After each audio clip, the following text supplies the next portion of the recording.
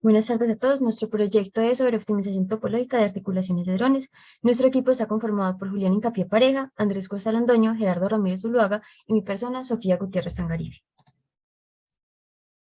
El contenido de nuestra presentación es el siguiente. Primero, delimitaremos el problema. En segundo lugar, vamos a seleccionar el motor de nuestro dron y en base a eso vamos a hacer un análisis estático manual.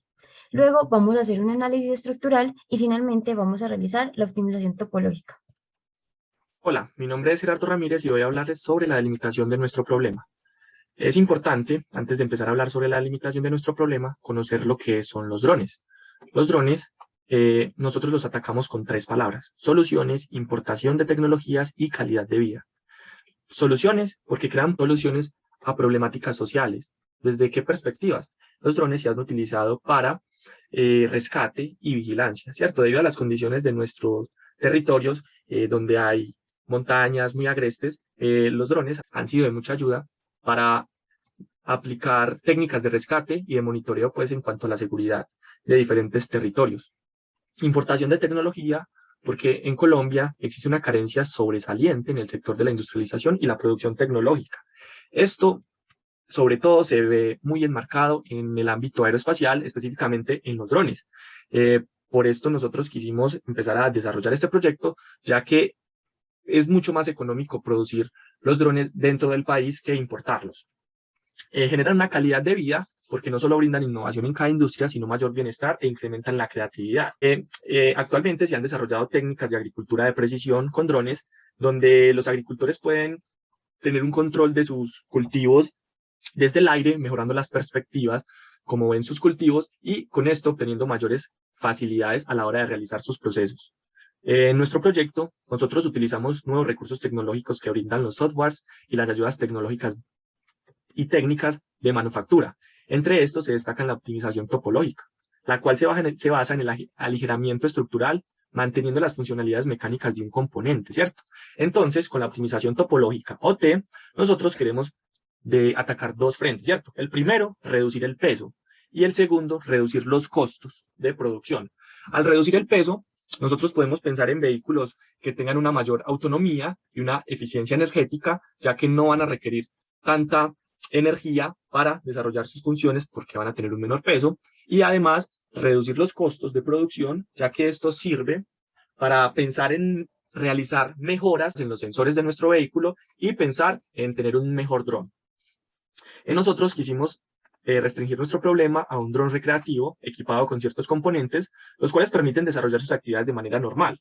El peso de estos componentes sumados con el peso de la estructura del vehículo son los encargados de restringir nuestro problema a un peso específico y poder atacar el problema de una manera muy específica, ¿cierto? Nuestra estructura de referencia fue una de un dron construido en fibra de carbono, un dron demasiado grande con respecto a otras referencias, con una masa total de 454 gramos. Tenemos unas hélices fabricadas en ABS con una masa total de 120,93 gramos. Es importante mencionar que nuestro dron posee 8 hélices. Motores, posee 4 motores con una masa total de 212 gramos, con unas características bastante importantes e interesantes, las cuales vamos a tocar en la sección donde vamos a calcular el empuje que genera nuestro, nuestro dron.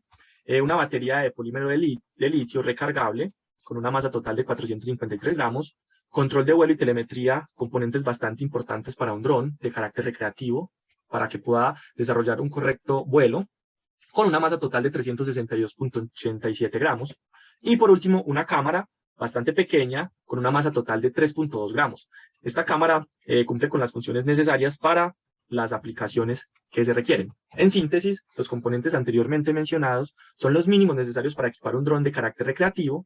Nosotros elegimos esta característica como limitante de nuestro problema y con esto poder restringir nuestro problema a una masa total de 1.606 gramos, con la cual vamos a desarrollar nuestro trabajo y los problemas que se verán a continuación.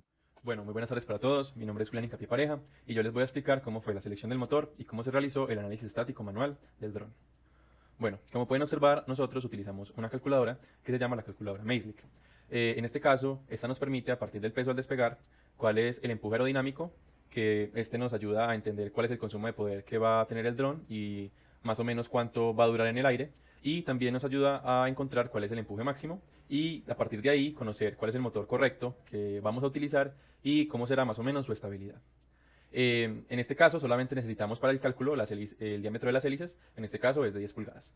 Ya con eso podemos realizar el cálculo. En este caso necesitamos unos datos importantes para poder realizarlo correctamente, que sería el peso del dron, que es simplemente la suma de sus componentes, el número de rotores, que es 4, el diámetro de las hélices, que como ya dijimos anteriormente es 10, la densidad del aire, que en este caso es a nivel del suelo, ya que el análisis estático se hace a esa altura, que en este caso es esta, y la eficiencia del motor, que se pone por defecto 80%, ya que eso es lo recomendado cuando no se conoce cuál es la verdadera del motor. Para el empuje aerodinámico, simplemente escoger el peso del dron y dividirlo por el número de rotores, en este caso este es el resultado. Y para el empuje máximo, escoger el empuje aerodinámico y multiplicarlo por 2. La razón de ello es que el dron necesita un empuje del doble de poder para que funcione adecuadamente y para mantener un margen de error. En este caso, pues acá pueden observar la interfaz de la calculadora. En este caso lo que nosotros hacemos es aplicar el rendimiento de la hélice, pero con el empuje máximo. Esto debido a que realmente necesitamos elegir es el motor y ahorita no es tan necesario conocer el consumo ni su duración. Bueno, simplemente reemplazar los datos que dije anteriormente, que sería el diámetro de las hélices, el número de las aspas, que en este caso el motor funciona con 2 aspas. Tenemos el empuje, que en este caso sería el máximo. Tenemos la densidad del aire y la eficiencia del motor.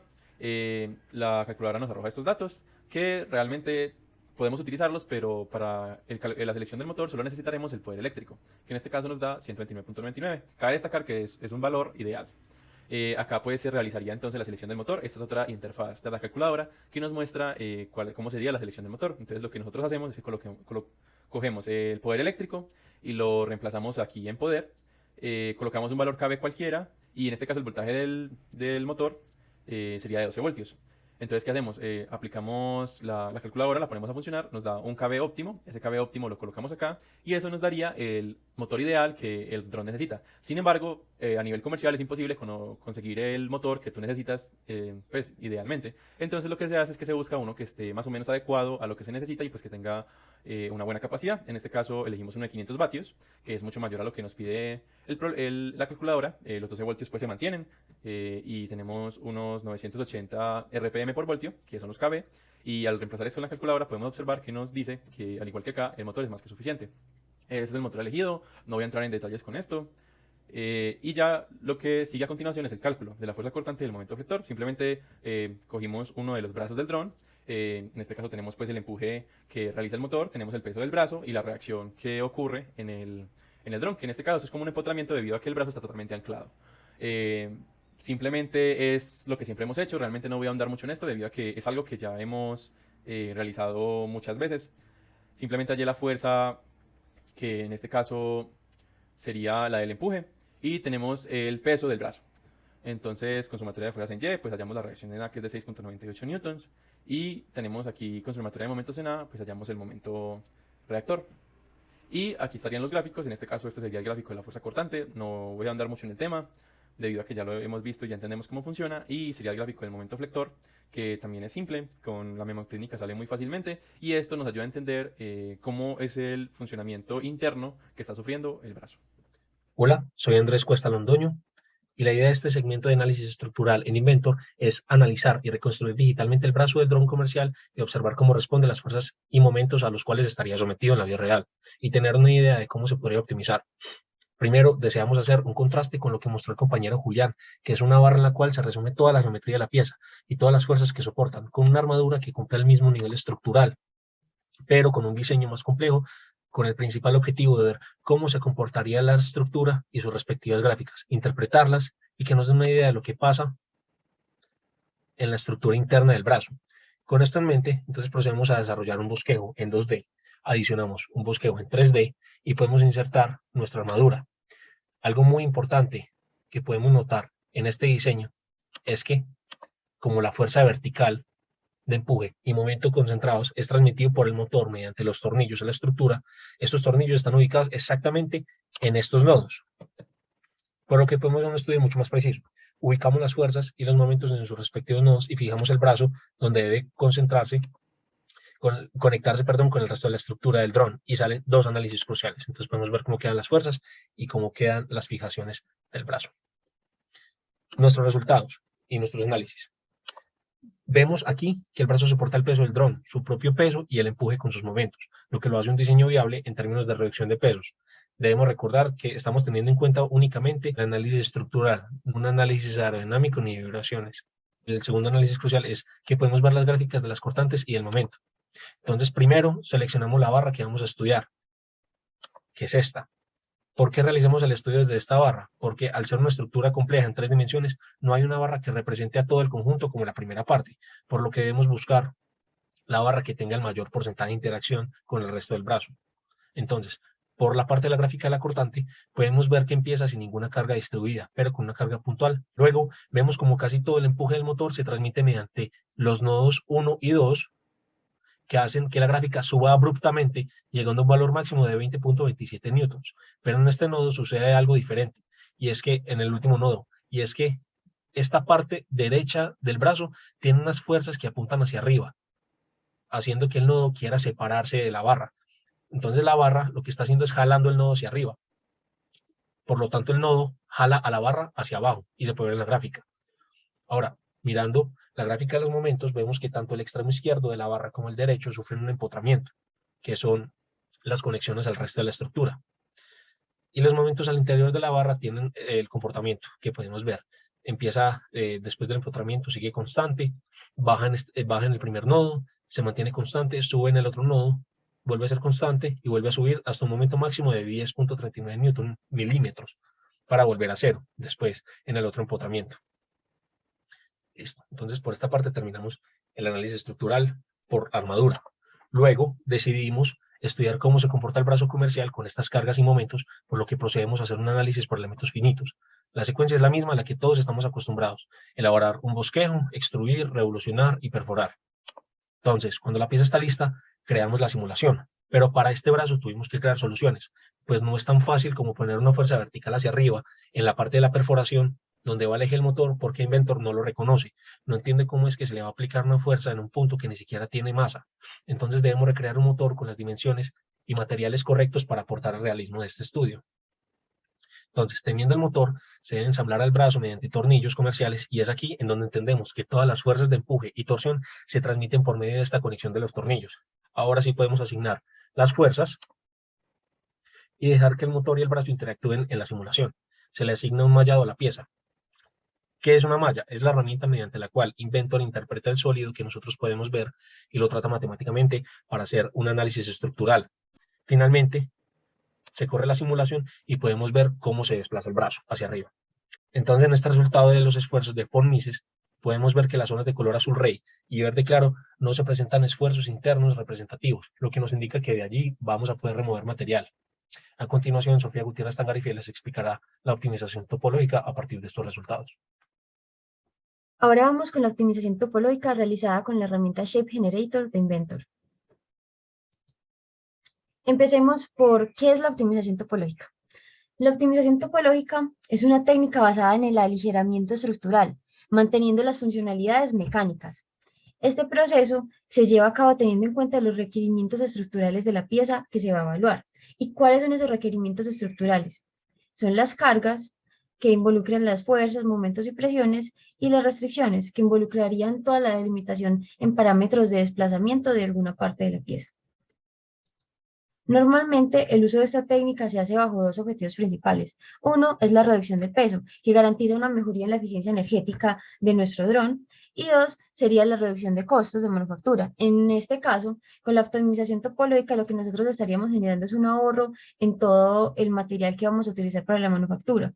Por lo que nosotros, entonces, con nuestra manufactura adictiva, que es el método predilecto para la fabricación, vamos por una parte a facilitar esa manufactura y por otra parte vamos a generar un ahorro en costos de material que a su vez podríamos destinar para una mayor inversión en alta sensórica y tecnología que nos permitirían que nuestro dron ofreciera más servicios que los meros recreativos. Ahora miremos un pequeño resumen sobre en qué se basa esta técnica. Entonces, una vez que nosotros tenemos nuestro problema delimitado, se necesitan establecer las cargas y las restricciones sobre la estructura del dron. Tenemos que definir un mallado y tenemos que definir zonas de preservación geométrica, es decir, zonas en donde hay interacción con otras piezas, donde hay fuerzas aplicadas. o incluso zonas por donde entre algún herramental para ajustar alguna pieza. Nosotros tenemos que tener todo eso en cuenta para el diseño. Y una vez definido esto, lo que se hace es que se elige el objetivo que se desea obtener con la optimización y se genera un diseño, que es el que podemos ver acá. Una vez que tenemos este diseño, lo que se debe es analizar cómo afectan esas cargas en nuestro diseño, cómo podemos en un análisis ver todos los factores de seguridad, podemos ver el esfuerzo, podemos ver la deformación y en base a eso analizar si nuestro modelo es o no viable. Este es un proceso iterativo. ¿Por qué? Porque con cada optimización nosotros nos vamos a dar cuenta si nuestro análisis y el diseño que genera esto es viable. En base a eso nosotros vamos a ver si hacemos alguna modificación y en base a esa modificación vamos a poder reanalizar nuestro diseño. Cuando nosotros reanalicemos nuestro diseño y hagamos una validación mediante simulación, vamos a tener nuestro diseño final. Por eso es que decimos que este es un proceso iterativo, porque nosotros vamos a generar distintos diseños, vamos a modificar, vamos a analizar continuamente para evaluar si nuestro modelo es válido o no, para que cumpla su óptimo diseño estructural y a su vez cumpla con todas las funcionalidades mecánicas. Para nuestro problema, nuestro objetivo es aumentar la duración energética del dron y por eso es importante destacar que esta depende de tres factores. Uno es el tamaño de la estructura, el segundo es el peso de la estructura total y el tercero es el peso de la carga, que para nuestro caso serían todos los componentes electrónicos que lleva. Por lo que nosotros podemos definir que nuestro parámetro a mejorar o optimizar sería en este caso disminuir la masa del brazo del dron aproximadamente un 50%, manteniendo a su vez las funcionalidades mecánicas, que en este caso sería la rigidez de la estructura. Esta es la pieza que nosotros vamos a optimizar, cuenta con una masa de 0.095 kilogramos y lo que vamos a hacer es que vamos a utilizar la herramienta que nos brinda Inventor llamada Shape Generator, que nos va a brindar todo el estudio topológico para garantizar pues el óptimo diseño de nuestra pieza. Ahora vamos entonces con el proceso de diseño que nosotros utilizamos. Para esto nosotros trabajamos sobre dos diseños que los podemos ver en pantalla. Nosotros lo que hicimos fue, como les decía, definimos las cargas, definimos las restricciones, generamos un mallado, definimos zonas de preservación, que en este caso, como podemos ver ahí, las zonas que se preservan en ambos diseños sería la zona circular donde va ubicado el motor y la zona triangular en el otro extremo donde iría el brazo acoplado a todo el dron. Entonces, una vez hecho esto, vamos a definir nuestro objetivo, nuestra función objetivo, que es la reducción del 50% de la masa. Como podemos ver en amarillo, esa es una zona que nos genera esta herramienta de Shape Generator. Es la zona que nos dice que ese material se debe preservar. Y la zona que no tiene amarillo sería la zona donde nosotros podemos sustraer material basado en las restricciones que nosotros colocamos. Con esto podemos obtener lo siguiente. En nuestro primer diseño nosotros vemos que tiene una masa de 0.63 kilogramos, o sea que equivale al 66.3% de la masa inicial. Es decir, con ese primer diseño reducimos la masa un 33.68%, mientras que en el segundo diseño podemos ver lo siguiente. Nosotros tenemos una masa de 0.042 kilogramos, equivalente al 44.21% de la masa inicial del problema. Es decir, nosotros con este segundo diseño generamos una reducción del 55.78% de la masa. Está bien, tenemos unos resultados muy óptimos, pero nosotros tenemos que mirar si estos resultados sí son válidos, si son diseños que se pueden hacer realidad. Entonces, para eso es muy importante utilizar toda la parte del análisis que también nos brinda Inventor. Este análisis y validación lo hacemos en base a dos gráficas. Uno es la deformación o el esfuerzo pues, que nos da la tensión de von Mises y también el factor de seguridad. La gráfica de la tensión nos indica pues como la deformación que sufre la pieza, cada uno de los esfuerzos implicados en cada zona. Y podemos ver, por ejemplo, la barra de colores que está desde 0.001 megapascales como mínimo hasta 3 megapascales. Y también tenemos el factor de seguridad. ¿Qué es el factor de seguridad? Este es un coeficiente que nos indica la tensión en cada punto en base al esfuerzo. Es decir, esta tensión dividida por la tensión admisible de la pieza en cada uno de los puntos. Es decir, si tenemos un coeficiente de seguridad de 5, que nuestra barra estaría más o menos como en el amarillo y el verde, este nos indicaría que en esos puntos que podemos visualizar en amarillo y en verde, se está trabajando con el 20% de la tensión admisible del material, por lo que en cada gráfica podemos ver también a su vez que todos los resultados que obtenemos son óptimos y son muy buenos para hacer la elección de nuestra pieza. Entonces, como vimos en el diseño 2, pues esta es la que más se aproxima a nuestra función objetivo y en la validación nos brinda unos valores muy óptimos. Por eso es que para nuestro diseño final, esta es la elección que hicimos, el diseño 2. Y este, como podemos visualizar en este diseño, sería el diseño completo del dron junto con sus brazos. Adicionalmente, nuestro proyecto involucraba un área fundamental que era la fabricación de esta pieza. Para esto, dentro de los métodos de la manufactura aditiva está la impresión 3D y los materiales para nuestra pieza son el PLA Plus y el ABS. El PLA Plus es una versión mejorada del PLA, es más resistente a condiciones externas, es más flexible y también es menos frágil. Por su parte, el ABS tiene también una alta resistencia a impactos, a químicos y conserva su tenacidad a altas temperaturas. Y para nuestro problema, nosotros decidimos realizar el diseño con el material ABS. Sin embargo, esto es muy importante y es que al imprimir, el ABS es un material con algo riesgo de fisura, por lo que proporciona una gran dificultad de impresión. Y para esto, basado en ese factor de fabricación, optamos por utilizar la impresión en PLA Plus, que es un material muy parecido a las condiciones del ABS. Un factor importante a destacar en esta parte de manufactura es que para la impresión 3D se debe tener un buen entendimiento sobre cómo está sometida la pieza a las cargas, porque la resistencia a la pieza depende de la posición de la impresión. Como podemos visualizar ahí tenemos dos posiciones, una vertical, otra horizontal. Esas posiciones son muy importantes a la hora de saber cómo fabricar la pieza, porque nos van a aumentar, a reducir o incluso a dañar la pieza si no sabemos cómo se aplican las cargas sobre la pieza. Por lo que para esto, nuestra posición óptima es la que podemos visualizar en esa imagen, es que la pieza esté ubicada boca abajo para poder manufacturarla de la manera más adecuada que resista las tensiones que nosotros evaluamos de las simulaciones. Estas fotos que les voy a mostrar a continuación son pues algunas de las fotos que nosotros tomamos en el proceso de manufactura de la pieza y finalmente esa es la pieza que obtenemos con todo el estudio que realizamos en el análisis manual, la definición de todos los parámetros, todos los componentes electrónicos, basado en todo el análisis de esfuerzos sobre nuestro componente y basado en la optimización topológica.